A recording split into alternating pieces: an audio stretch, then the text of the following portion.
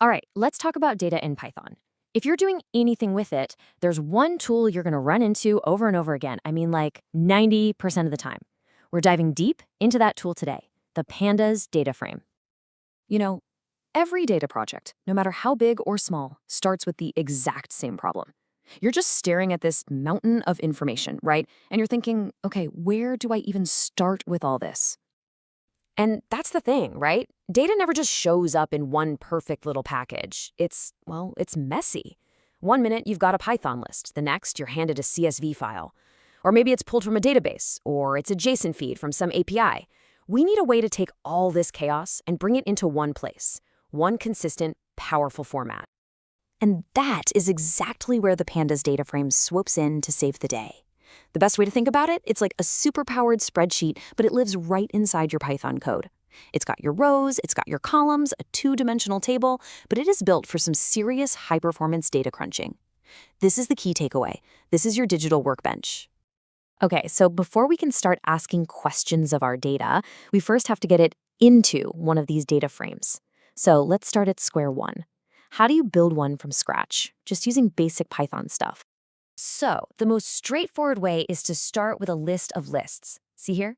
Each little list inside the big one is basically a row of data. But notice we have to give it a totally separate list just to name the columns, name and age. It works for sure, but it feels a little disconnected, you know? But check out this much, much cleaner way to do it. If you use a Python dictionary instead, the whole thing just clicks. It becomes so intuitive. The keys of the dictionary, name, age, they automatically become your column headers. And the lists of values, that's your data. It basically documents itself, which makes it so much easier to read.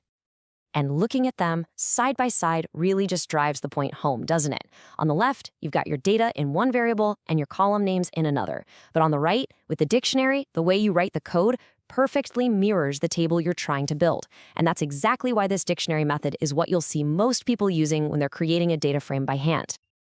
All right, so building a data frame from scratch is a great skill to have, but let's be real. The real magic of Pandas happens when you start working with huge existing data sets.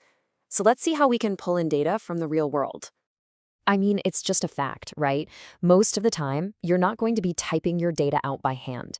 In the real world, data lives in files, in databases, all over the place, not inside your script. And Pandas was built for exactly this. And just look at how versatile it is. Pandas has this whole family of read functions. It doesn't matter if your data's in a CSV, an Excel spreadsheet, a JSON file, or even a SQL database. There's pretty much always a simple one-line command to just slurp it right into a data frame. And there are so many more than just these. Okay, now this is where it gets really, really cool. You don't even need to have the file on your computer. If a dataset like this tips.csv file is just sitting out there on the web, you can hand the URL directly to the read CSV function. Pandas just takes care of everything, the downloading, the parsing, all in one go. How efficient is that? All right, so you did it. You've got your data, it's loaded up, and it's sitting there in a beautiful data frame. What's next? Well, the very first thing you do, and I mean every single time, is you get to know your data set. This whole process actually has a name. It's called Exploratory Data Analysis, or EDA for short. Think of it like being a detective at the scene of a crime.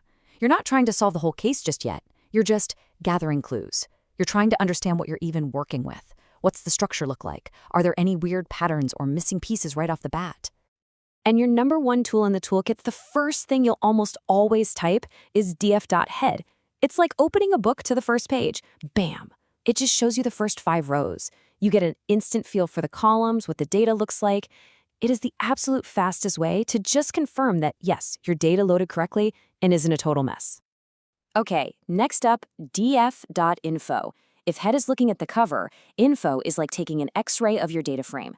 It doesn't show you the actual data values, but it gives you the technical breakdown. You get a list of every column, how many non-null values are in each one, and what data type Pandas thinks it is. And that non-null count, that is absolutely crucial. It's your first major clue for spotting missing data. Now, get ready for a real powerhouse, df.describe. With this one single command, Pandas goes and calculates all the key summary statistics for your numeric columns. We're talking count, mean, standard deviation, min, max, the whole shebang. It's an incredible statistical overview all in one shot. You know, sometimes you just need the simple stuff. df.shape. This doesn't show you any data at all. It just tells you how big your workbench is. It gives you back a simple pair of numbers, number of rows and number of columns. It's so fundamental for just understanding the scale of the dataset you're dealing with. And last but not least in our initial toolkit, df.columns. This just gives you a nice, clean list of all your column headers. It's super handy for when you need to quickly copy and paste a column name for, say, filtering or plotting later on. Helps make sure you don't get tripped up by typos. So think about what we just did. In just a couple of minutes, we've gone from all this potentially messy, raw data in a dozen different formats to a clean, structured data frame. We've loaded it, we've taken our first look, and we've even gotten a high-level statistical summary. The workbench is all set up, the tools are laid out, the data is ready. So the only real question left is, what are you going to ask it first?